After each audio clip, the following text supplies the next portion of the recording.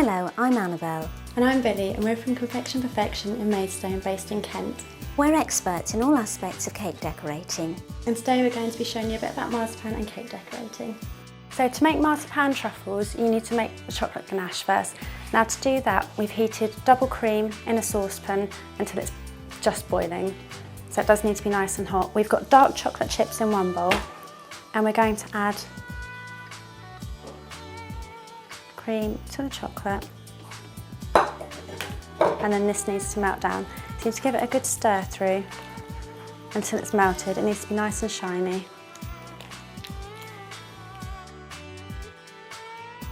Now this needs to be mixed until there's no chocolate lumps left. Basically, it needs to be nice and smooth. If you're finding you still have got a few lumps left, then you can just put it in a glass bowl over a bain-marie, heat it gently until they have completely gone. Now when it is nice and smooth, you need to let it chill, so you can either leave it in the fridge overnight or just put it in the freezer for a couple of hours if you are in a rush. So we've got some ganache here. It's dried very, very solidly. If I poke it, you can see it's not moving anywhere. So to make our ganache balls, we're going to use a melon scoop. Now there's boiling hot water in here to heat the scoop up. You can't put water in your chocolate, so once you've taken it out, you just give it a dry off. And then you just want to scoop a ball of chocolate out. Now we're using a melon baller because it's a good size to use. So once you've got that, obviously it's not a good circle shape, so if you squish it together in your hand and then give it a quick roll. Now this is chocolate, so it will melt, so you do have to be fairly quick. They can be whatever size you want them to be. Squish it together and give it a roll.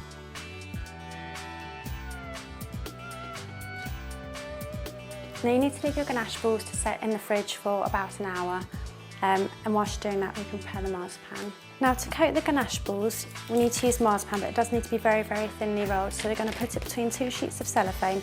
This works really well to stop it from sticking. So you take your rolling pin, nice firm pressure.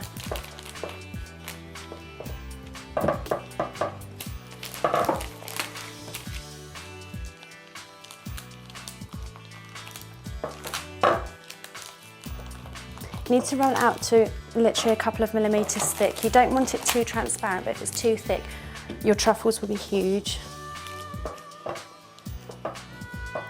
Now for the size balls I've done, you need about a 6 centimetre diameter circle cutter, so just check that is going to fit your marzipan. It's easier to roll out smaller amounts of marzipan as well than huge lumps. So if you cut out a circle,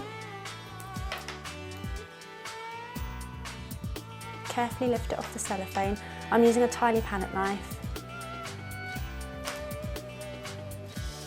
Now if you pick up one of your set ganache balls with a cocktail stick, it helps you prevent getting chocolate all over the marzipan. Just put that in the centre, and then you can squish and stretch the marzipan around the ganache ball. And if you pinch the bottom bit into a tail, you can just trim that off and then neaten the bottom. Now to finish these off nicely, you can roll them in castor sugar. We have mixed a little edible glitter in here as well, just to make them shimmy. They're really nice for snowballs, or just a very pretty decoration. So if you just roll through the sugar, make sure everywhere's covered.